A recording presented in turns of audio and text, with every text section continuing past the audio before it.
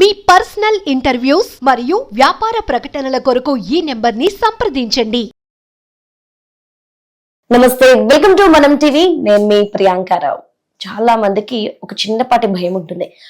Motion కి వెళ్ళేటప్పుడు blood వస్తూ ఉంటుంది. ఇది ఎవరికి చెప్పుకోలేరు, దీనికి రీజన్ ఏంటో తెలియదు. మనమే ఇంట్లో చిన్నపాటి చిట్కాలు చేసేస్తూ ఉంటాం.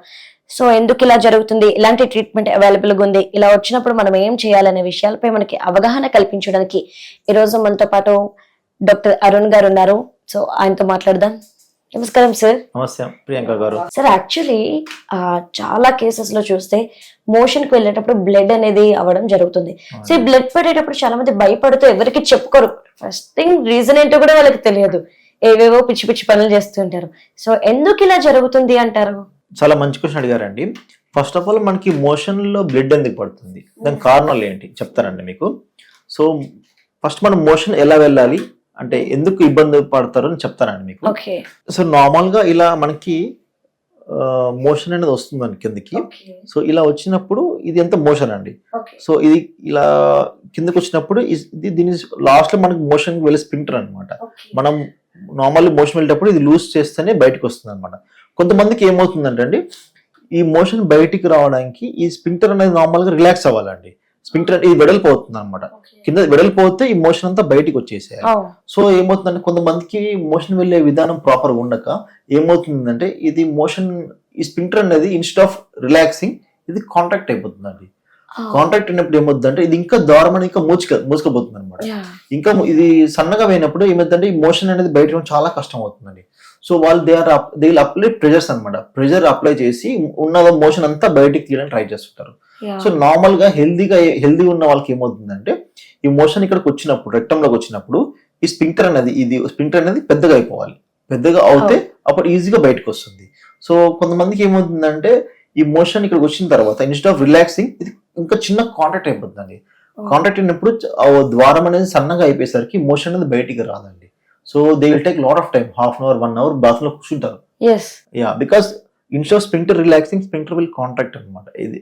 సో ఆ మోషన్ బయటికి రాదు, వాళ్ళు ఇబ్బంది పడుతూ ఉంటారు అనమాట. సో దీనివల్ల ఏమవుతుందంటే వాళ్ళు బాత్రూమ్ లో హాఫ్ అన్ అవర్ 1 hour కూర్చొని they try to squeeze all the stools అనమాట. సో అప్పుడు ఏమవుతుందంటే ఇక్కడ కట్స్ అనేది ఏర్పడుతుంటాయి అనమాట. సో ఆ స్పింక్టర్ కట్ అనేది ఏర్పడి ఫిషర్ అంటారు దాన్ని. ఆ మజిల్ ఇది మజిల్ కట్ అయిపోయి మనకి బ్లీడింగ్ అవుతుంది. అదొక దానండి. ఇంకోటి ఏంటంటే మనం ఎక్కువ ప్రెషర్ అప్లై చేస్తూ ఉంటే ఈ వెజల్స్ కనిపిస్తున్నాయి కదండి, ఈ వెజల్స్ అనే బయటికి దే విల్ పాప్ అవుట్ అనమాట. బయటికి కిందకి జారిపోతుంటాయి. సో మనం ఇట్లా మోషన్ వచ్చినప్పుడు సో ఇది స్పింక్టర్ అనమాట. ఇది బయటికి ఇట్లా రిలాక్స్ అవ్వాలి. చిన్న అయిపోతే ఏమవుతుందంటే మోషన్ రాదు. సో ఏమవుతుందంటే ఇక్కడ అన్ని వీన్స్ వెజల్స్ కనిపిస్తున్నాయి కదండి ఇవి. సో ఈ వెజల్స్ అనేది సో మనం ఎక్కువ ప్రెజర్ పెడుతూ ఉంటే ఎంత మోషన్ ఉంది కదండి, ఈ మోషన్ బయట రావడానికి మనం ప్రెజర్ పెడుతుంటే ఈ వీన్స్ ప్రెజర్ ఎక్కువ ఇది బయటికి పాప్ అవుట్ అవుతాయి. ఇట్లా బయటకు వస్తాయి అనమాట. దీన్ని పైల్స్ అంటారు. సో ఈ పైల్స్ నుంచి కూడా ఏమవుతుందంటే ఇది బయటకు వచ్చేస్తాయండి. బయటకు వచ్చి సో అది బ్లీడింగ్ లా వస్తుంటది, ఇందు నుంచి బ్లడ్ వస్తుంటది అనమాట. నెక్స్ట్ టైం ఎప్పుడైనా హార్డ్ స్టూల్స్ వెళ్ళినప్పుడు మోషన్ గట్టిగా అయినప్పుడు ఏమవుతుందంటే ఈ గట్టిగా అయిన మోషన్ ని మనం బయటకు పంపని ట్రై చేస్తుంటాం కాబట్టి ఈ వీన్స్ డ్యామేజ్ అయ్యి మనకు బ్లీడింగ్ వస్తుంది. ఈ పైల్స్ అంటారు దీన్ని, మన కామన్ లాంగ్వేజ్ లో పైల్స్ అంటారు. సో ఇది బ్లడ్. సో ఫస్ట్ ఒకటి ఏంటంటే కట్ అవుతే బ్లడ్ వస్తుంది. ఇంకోటి ఆల్రెడీ పైల్స్ స్లో డెవలప్ అవుతుంటాయి కాబట్టి కొంచెం పెద్దగా ఉన్నప్పుడు దీనికి కూడా మోషన్ హార్డ్ గా ఉన్నప్పుడు ఇది పెద్దగా పైల్స్ ఉంటాయి కాబట్టి అవి ఇంజురీ అయ్యి మనకి బ్లడ్ వస్తుంది. సో కొంతమందికి ఏంటంటే ఇక్కడ క్యాన్సర్స్ గడ్డలు కూడా ఉంటాయి కదండి. క్యాన్సర్ ఉన్న వాళ్ళకి కూడా ఏమవుతుందంటే క్యాన్సర్ ఉన్న వాళ్ళకి ఏమవుతుందంటే వాళ్ళకి మోషన్ ప్రాపర్ గా రాదు కాబట్టి they also try to squeeze the stools out side. So అప్పుడు పైల్స్ లాగా వస్తాయి ఫస్ట్ ఇనిషియల్. సో అందరు ఏమనుకుంటారు పైల్స్ ఆపరేషన్ చేస్తారు కానీ లోపల ఉన్న క్యాన్సర్ చూడరు అనమాట. సో పైల్స్ సర్జరీ చేయించుకున్న ఇది ఊర్లలో చాలా కామన్ గా చాలా మంది పైల్స్ కానీ ఆపరేషన్ చేసుకుంటారండి. కానీ దాని లోపల ఉన్న క్యాన్సర్ అనేది మిస్ అయిపోతుంటారు అనమాట.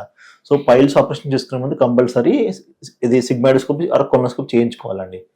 సో చాలా మంది ప్రజలు వాళ్ళు పైల్స్ ఉన్నాయి అని లోకల్ డాక్టర్ ఆర్థిక స్తోమత లేక లోకల్ డాక్టర్ దగ్గరికి వెళ్ళి పైల్స్ ఆపరేషన్ చేసుకుంటారు కానీ లోపల అంతా చెక్ చేయించుకోరండి. సో చాలా మంది క్యాన్సర్ లేట్ స్టేజ్ బయటపడి వస్తారు అనమాట. సో చాలా మంది ప్రజలు అమాయకంగా వాళ్ళకి తెలియక ఇలా మోషన్ లో బ్లడ్ వస్తుందని పైల్స్ ఆపరేషన్ చేసుకుంటారు కానీ లోపల క్యాన్సర్ ఉందని గుర్తించరు. సో చాలా మంది వాళ్ళ ప్రాణాలు లాస్ట్ స్టేజ్ లో వచ్చి ప్రాణాలు కోల్పోయిన వాళ్ళు ఉన్నారండి. సో సో ఇలా ఇప్పుడు మనకి మోషన్ లో బ్లడ్ రావడం కారణాలు చూసాం కదండి. ఒక క్యాన్సర్, కానీ పైల్స్ అనేది మోస్ట్ కామన్ కాజ్ అండి. కామన్ గా వచ్చేది పైల్స్ వల్ల వస్తుంటాయి అనమాట. ఓకే, పైల్స్ ఎందుకు వస్తుంది? మోషన్ ఫ్రీ రానందుకు పైల్స్ బయటపడతాయి. ఇట్లా కట్స్ కూడా వస్తుంటాయి. క్యాన్సర్ అనేది చాలా రేర్, ఎక్కువ మందికి ఉంటుంది, చాలా తక్కువ పర్సెంటేజ్ వాళ్ళకి క్యాన్సర్ ఉంటుంది. పాలిప్స్ అంటారు. పాలిప్స్ ఏంటంటే మజిల్ గ్రోత్ కొంచెం వెళ్ళి ఉంటుంది, కండలా గ్రోత్ ఉంటుంది మికజా నుంచి. అది కూడా బ్లీడ్ అయ్యి ఇట్లా బ్లీడింగ్ ప్రయత్నం వస్తుంటది. సో దీనికి ట్రీట్మెంట్ ఏముంటది అంటే, దీనికి ఈ పైల్స్ ని హిమరాయిక్టమీ అంటారండి. లేజర్ తో చేసుకోవచ్చు, స్టేపులర్ హిమరాయిక్టమీ అంటారు. సో అలా రకరకాల ట్రీట్మెంట్ ఉంటాయి లేటెస్ట్ గా. ఫిజర్స్ కూడా మనం ఫిజరెక్టమీ చేస్తాము, లేజర్ తోని ఉంటుంది. నార్మల్ కాటర్తో కూడా చేసుకుంటారు అనమాట.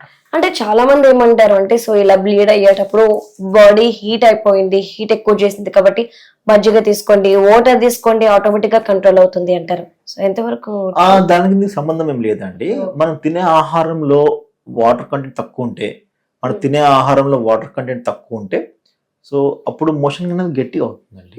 సో యాక్చువల్లీ మనకి మనం 3 to 4 liters వాటర్ తీసుకుని ఎక్కువ ఫైబర్ కంటెంట్ తీసుకున్నాం అనుకోండి, మనకి స్టూల్ సాఫ్ట్ అవుతుంది.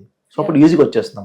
మనకి చిన్న పేగులోనే కొంచెం వాటర్ అబ్జర్వ్ అవుతుంది, పెద్ద పేగులోకి వచ్చాక almost maximum of water will get observed అనమాట.